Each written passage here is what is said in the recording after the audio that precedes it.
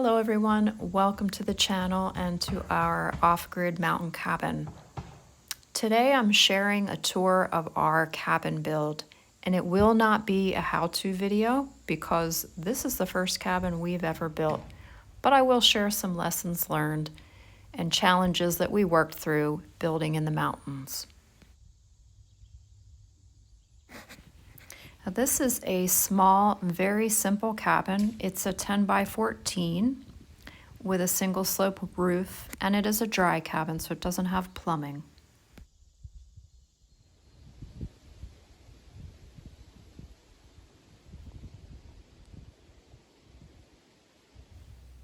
We started out in 2023 with raw land, so there was no power, no water, no road access, and it was very, very overgrown. At first, the cabin site looked like this.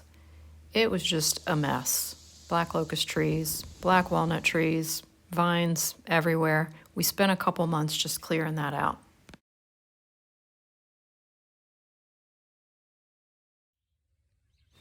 The main challenges for this build were the slope of the land, the wind load that comes up out of the valley. On a normal day can be 30 miles an hour, but we needed to plan for those storms that bring the 80-mile-an-hour winds.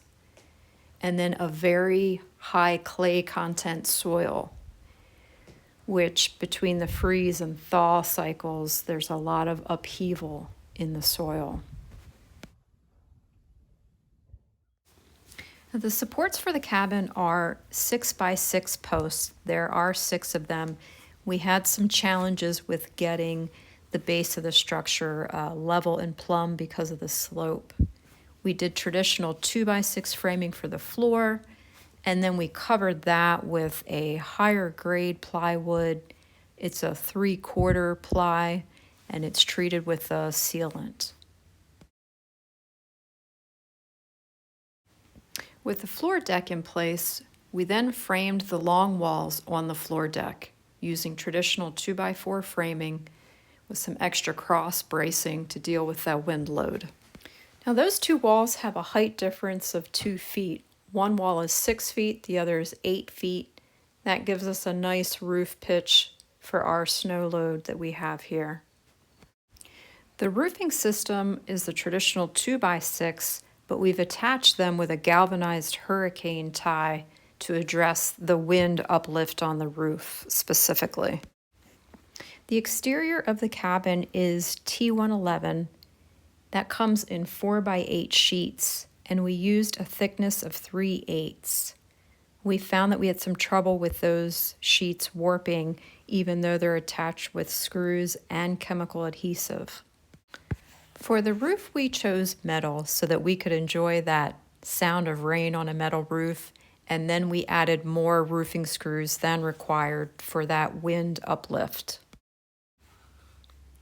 On the east side of the cabin, we chose awning windows to help channel that airflow naturally. And all of the exterior trim is just cheap pine shelf board. We ripped it to size to cover the corners, to frame the windows, stained it to match.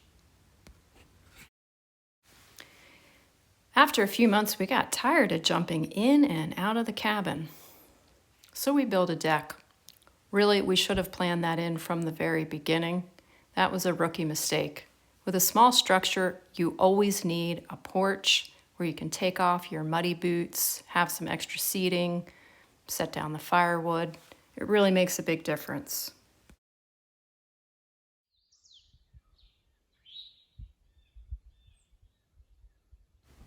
Now this is a dry cabin, so the next essential thing is the outhouse.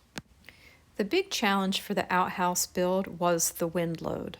So we started with 2 4 by 6 posts horizontally, secured those to the ground with rebar, and built our frame on the 4 by 6. And then we attached the T111 both with screws and chemical adhesive. Because our soil is high in clay, we don't have good drainage. It doesn't allow for a traditional pit outhouse. So we're using a bucket system. And in the bucket, we use these cedar shavings that we're able to buy from a manufacturing facility. They sell them in very, very large bags for $2. And then we add some additional absorbent called sweet PDZ. A little bit goes a long way.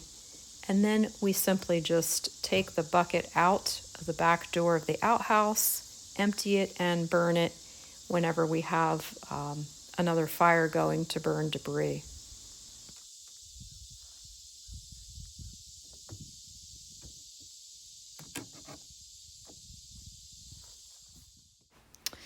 A few helpful people have pointed out that the outhouse should really face in the opposite direction, toward the west for the view. Imagine that, sitting in the outhouse and enjoying the view. Well, that's a good idea, but we didn't think of it, so maybe next time.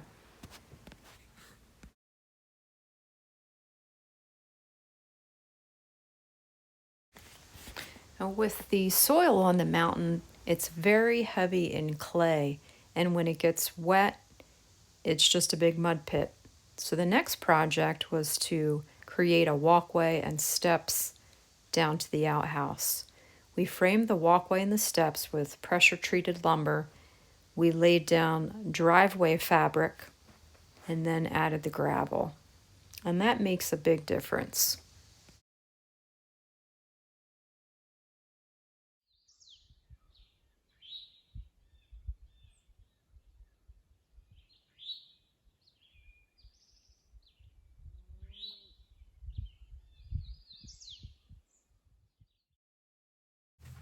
With the slope of the property, we needed to level out an area for parking.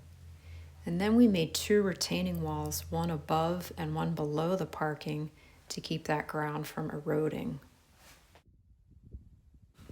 Fortunately, there's plenty of rock on the property, but it was a huge job to dig it out, bring it to this site, and make the walls.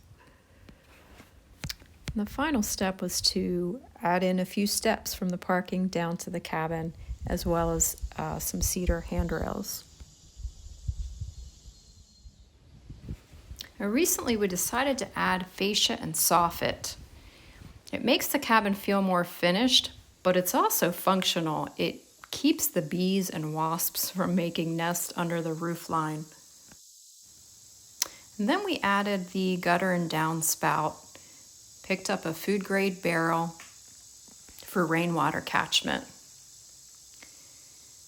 This barrel was a pickle barrel, so it needed quite a lot of cleaning, but it works well. It's black. It prevents algae from growing in the water, and we just fitted it with a brass faucet. It's really handy for washing up and watering the plants. The barrel conveniently has another outlet near the top, so we fitted it with a hose to manage any overflow. I do like this view from the maple trees. You can see how much slope we have on the property. It certainly gives us a lot of exercise, but it does offer some of the most beautiful views. And the views change with each season. There's always something new to appreciate.